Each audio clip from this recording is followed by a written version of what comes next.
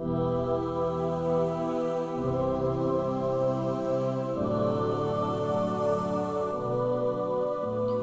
banyaknya sejarah perang dalam Islam yang tertulis dalam sejarah dengan perakhirannya kegemilangan. Islam berperang bukan bermakna Islam itu adalah agama yang minat untuk berperang. Harus diingat bahawa Islam tidak pernah memulakan peperangan. Bahkan orang kafir itulah yang memulakan peperangan. Tujuan orang Islam berperang adalah untuk berjuang membela diri dan mempertahankan kebenaran dan kesucian dalam Islam, serta melawan tentangan dari musuh-musuh Islam dan cuba dan berusaha untuk menghancurkan Islam. Salah satu perang yang menjadi fenomena dalam sejarah Islam adalah Perang Tabuk.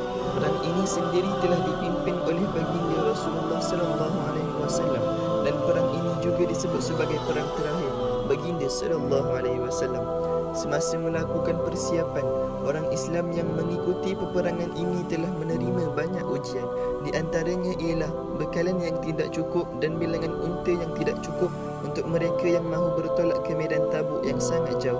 Para sahabat terpaksa bergila-gila menunggang seekor dengan 10 orang. Atas sebab itu, pasukan ini telah digelar Jaishul Usrah, pasukan dalam keadaan sulit. Ketika itu juga di Mekah dan Madinah berlaku musim kurma, iaitu musim penduduk tersebut menunggu dan menerima hasil tanaman mereka. Bagi kaum munafik yang mengikuti perang, mereka menunjukkan sifat bodoh mereka yang tinggi atas sebab mereka memilih untuk bersantai meminum susu panas di Madinah yang sedang musim kurma. Tetapi bagi mereka yang beriman, godaan musim kurma itu tidak melemahkan semangat dan keteguhan iman mereka.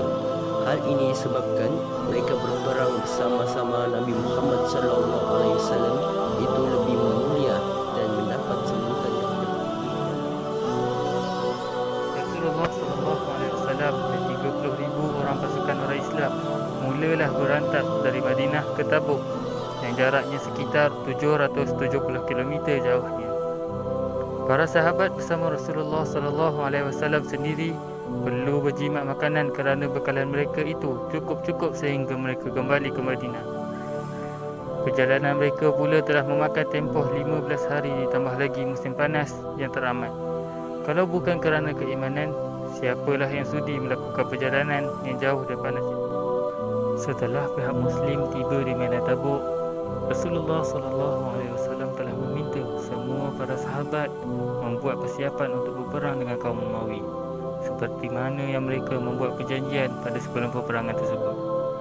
Ketika mereka telah sedia, mereka telah menunggu pasukan Romawi.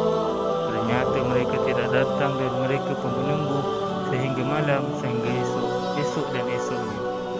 Jelas sekali pasukan lawan memang tidak datang dengan alasan mereka gentar dengan pasukan orang Islam, walaupun mereka mempunyai 40,000 orang tentera.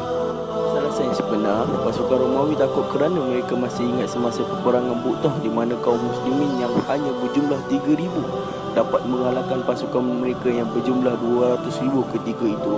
Apa pula kali ini pasukan muslim membawa lebih ramai pasukannya berbanding sebelum ini. Mereka berfikir lebih baik bersantai sambil memikirkan jodoh berbanding pergi sekarang yang sudah tahu mereka sendiri akan kalah. Allahu Akbar. Walaupun tidak berperang, Rasulullah SAW telah menetap di Tabuk selama 20 hari dan pada masa yang sama, Rasulullah SAW telah melakukan dakwah di sekitar daerah kecil di Tabuk. Alhamdulillah, ada beberapa penduduk di situ telah menerima dan memeluk Islam pada ketika itu. Hebatnya pasal Allah. Penduduk Tabuk yang lain pula telah membuat perdamaian dengan Rasulullah SAW dengan membayar jizyah.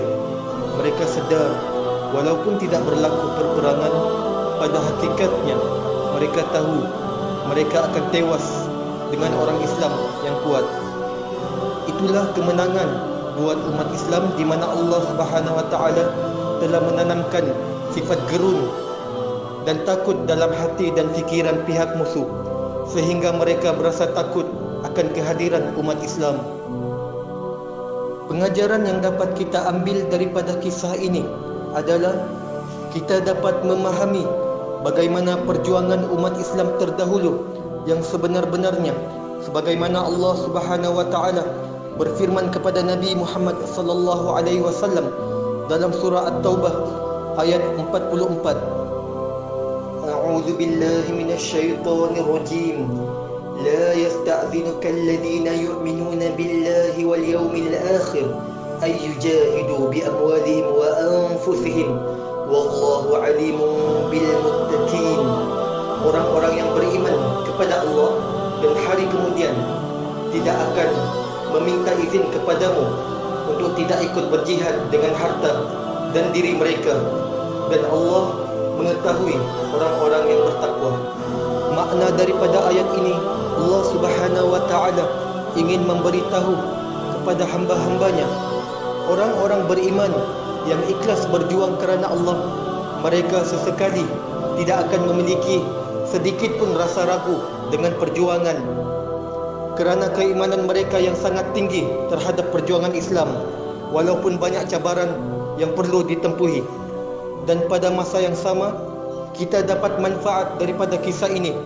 Perjuangan itu bukanlah apa yang diperkatakan semata-mata, namun perlu dibuktikan dengan semangat perjuangan sehingga titisan darah yang terakhir.